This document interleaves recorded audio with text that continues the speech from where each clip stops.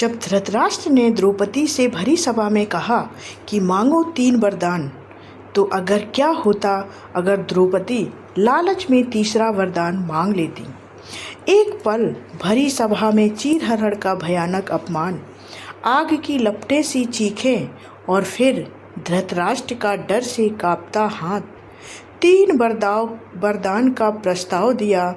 द्रौपदी के अगले शब्द तय कर सकते थे पूरा इतिहास। क्या वह अपना खोया राजपाट वापस मांग लेती, या इंद्रप्रस्थ की संपदा मांगती, या बदला मांगती? लेकिन नहीं, उसने जो किया वह सदियों तक गूंजता रहा। यह है महाभारत की उस ज्वलंत घटना की पूरी रोमांचक कहानी जो दिल दहला देने वाली और प्रेरणादायक है।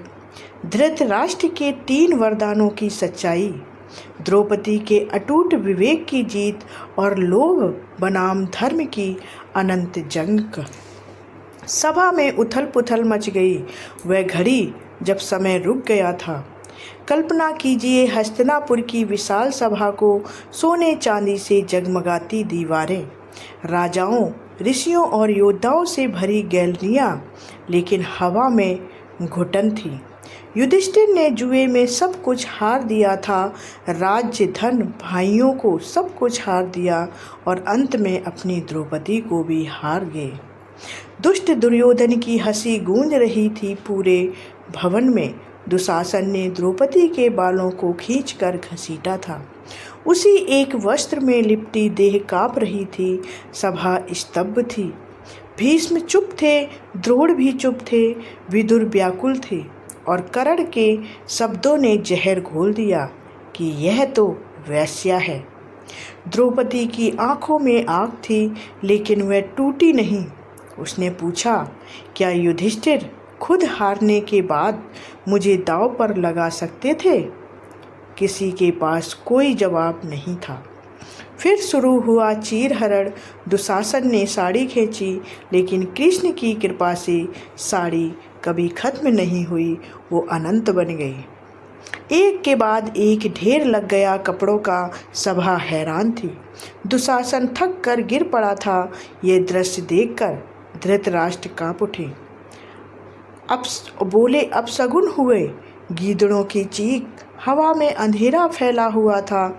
डर से भरकर अंधे राजा ने द्रौपदी को शांत करने के लिए कहा, मांगो द्रौपदी, वरदान मांगो, जितने चाहे मांग लो। धृतराष्ट्र के वो 3 वरदान। सभा में मौत की सांसें चल रही थीं। हस्तिनापुर की राजसभा अब नरक बन चुकी थी। चीरहरण का भयानक दृश्य अभी खत्म भी नहीं हुआ था कि अचानक अपशकुन शुरू हो गए। गीदड़ों की चीखें सभा में गूंजने लगीं। हवा में धूल का गुबार उड़ने लगा।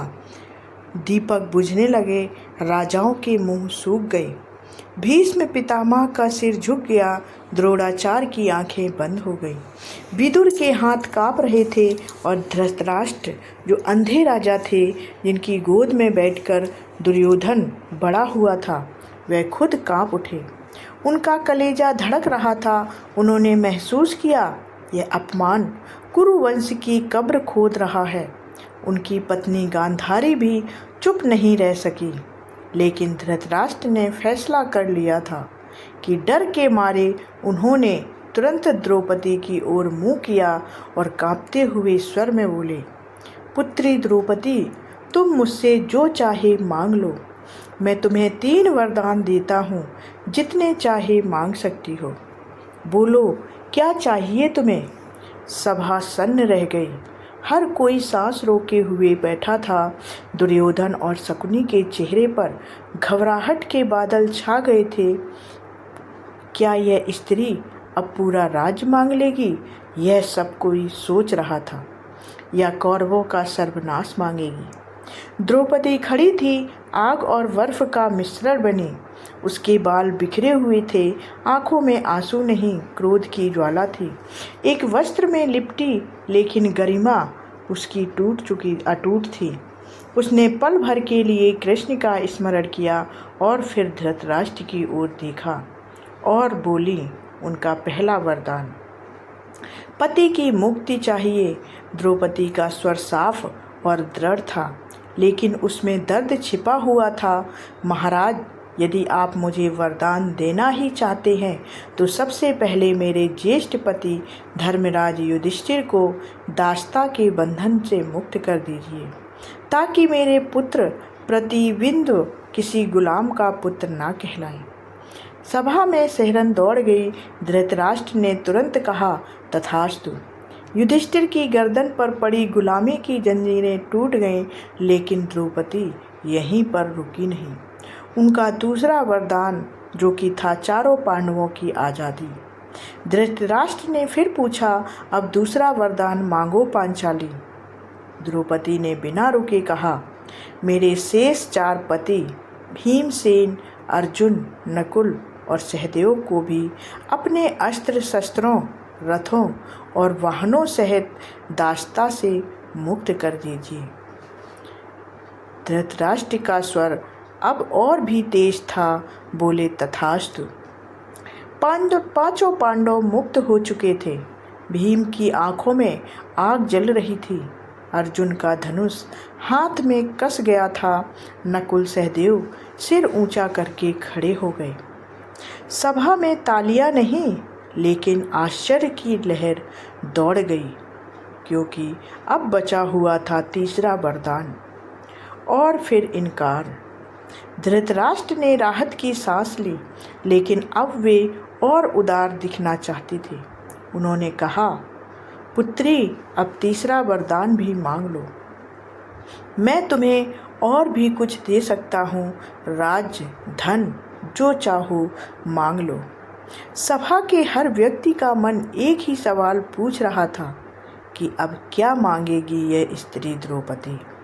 इंद्रप्रस्थ का पूरा राज्य मांगेगी, खोया हुआ धन रत्न मांगेगी, या कौरवों का विनाश मांगेगी, या खुद को अपमान का बदला मांगेगी। लेकिन द्रौपदी ने मुस्कुरा दिया, एक शांत लेकिन अटूट मुस्कान के साथ। उसने सिर हिलाया और कहा, नहीं महाराज, मैं तीसरा वरदान नहीं मांगूंगी। लालच ही मनुष्य के धर्म का नाश करता है। क्षत्रिय धर्म के अनुसार एक क्षत्राणी को केवल 2 वरदान ही मांगने का अधिकार है, ऐसा द्रौपदी ने कहा। 3 लेना लोभ की श्रेणी में आएगा।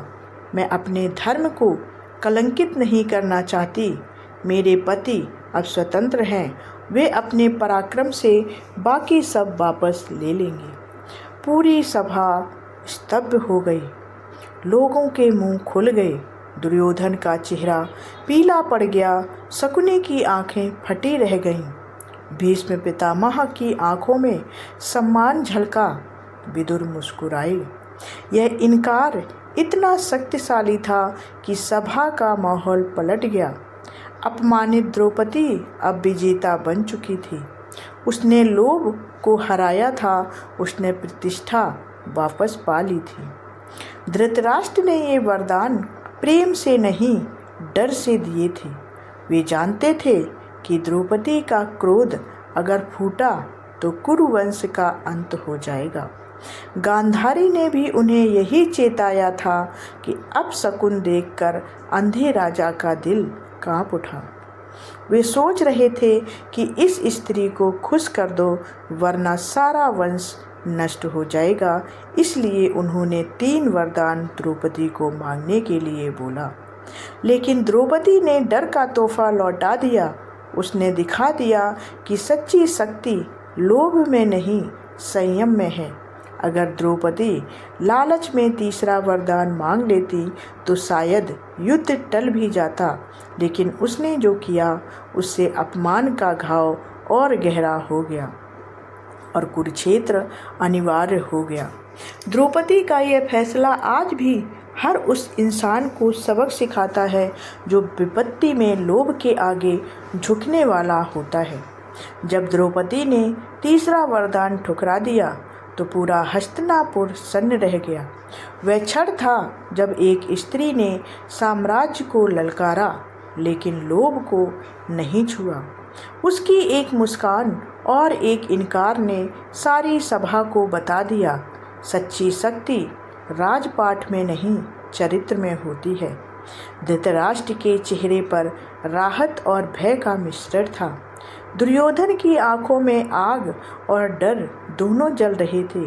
भीम की मुट्ठियां भींच गईं, अर्जुन का सिर गर्व से ऊंचा हो गया और द्रौपदी वहीं खड़ी थी, आग की लपट बनकर लेकिन नियंत्रित। उसने राजपाट मांगा होता तो क्या होता, शायद युद्ध टल जाता, शायद कुरुवंश बच जाता, लेकिन फिर वह द्रौपदी ना रहती। वह लोभी स्त्री बन जाती जिसका नाम इतिहास हमेशा के लिए भुला देता। पर उसने जो किया उससे एक नई आग जली, अपमान की आग, जो 13 साल बाद कुरुक्षेत्र के मैदान में भयंकर रूप ले गई। द्रौपदी ने लोभ को हराकर साबित कर दिया कि धर्म की राह सबसे कठिन लेकिन सबसे तेज होती है। और इस कहानी का अंतिम संदेश कि जो आज भी गूंजता है वो है कि द्रौपदी ने सिखाया, विपत्ति में लालच मत करो, अपमान के बाद भी संयम रखो। 2 वरदान काफ़ी हैं, तीसरा लोभ बन सकता था। सच्ची जीत पराक्रम और चरित्र से होती है, भीख से नहीं होती। वह स्त्री जो चीरहरण के बाद भी नहीं टूटी, उसने दिखा दिया कि असली रानी राज्य की नहीं आत्मसम्मान की होती है। आज के समय में जब हर कोई एक और मौका, एक और फ़ायदा, एक और वरदान मांग रहा है, तब द्रौपदी की ये कहानी चीख चीख कर कहती है कि बस करो, लाभ छोड़ो और धर्म निभाओ। जिस दिन इंसान लोभ पर काबू पा लेगा उसी दिन वह सच में महान बन जाएगा। तो आपको हमारी ये कहानी कैसी लगी से कमेंट करके ज़रूर बताएं और चैनल को सब्सक्राइब कर लें, क्योंकि हम ऐसे ही महाभारत के रहस्य आपके लिए लेकर आते हैं। मिलते हैं अगले रहस्य में, तब तक के लिए जय श्री कृष्ण।